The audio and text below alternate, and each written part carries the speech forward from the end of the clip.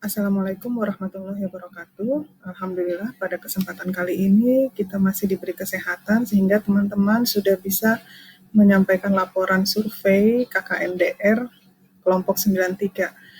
Setelah saya membaca beberapa laporan survei, ada beberapa poin yang ingin saya sampaikan kepada teman-teman semua. Secara garis besar, laporannya sudah cukup baik, hanya saja perlu ditampilkan lebih rapih lagi sehingga nanti ketika tim pembuat laporan e-book itu sudah bisa mengkolek laporan kalian secara sistematis. Nah, yang ingin saya sampaikan adalah mengenai koreksi laporan survei yang sudah kalian sampaikan via email kepada saya.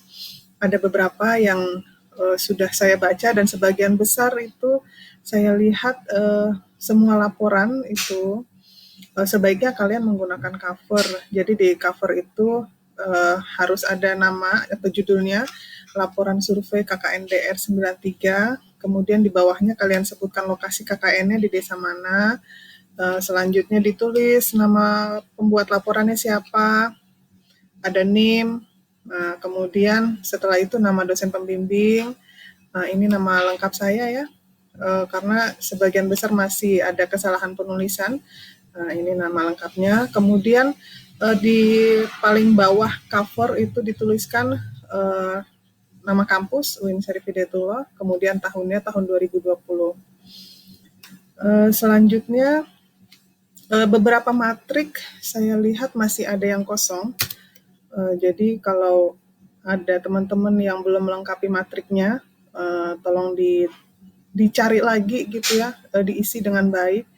Kalau misalnya narasumber yang kemarin itu dia belum memberikan data yang lengkap, silahkan cari narasumber yang lain. Misalnya sama-sama perangkat desa, ada yang sekretarisnya, ada yang ketuanya gitu ya. Jadi dari sumber yang berbeda, tidak hanya dari satu saja.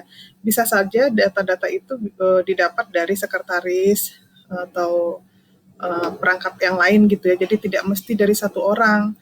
Jadi matriknya itu tolong kalian lihat dengan cermat, itu sudah ada di modul survei KKNDR. Jadi sebetulnya kalian tinggal di print out saja, kalian isi. Nah, jadi sesuai dengan modul saja, tidak usah ditambahin dan tidak usah dikurangi. Saya tekankan sekali lagi, daftar isian tidak boleh asal atau tidak boleh kalian mengarang-arang. Jadi harus berdasarkan kondisi yang real, kondisi yang sebenarnya. Nah, saya lihat dari yang kalian email ke saya, itu kan judulnya itu laporan survei.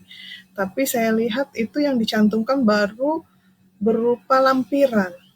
Nah, sebaiknya laporan survei itu dinarasikan. Narasinya itu berasal dari matrik-matrik yang sudah kalian isi.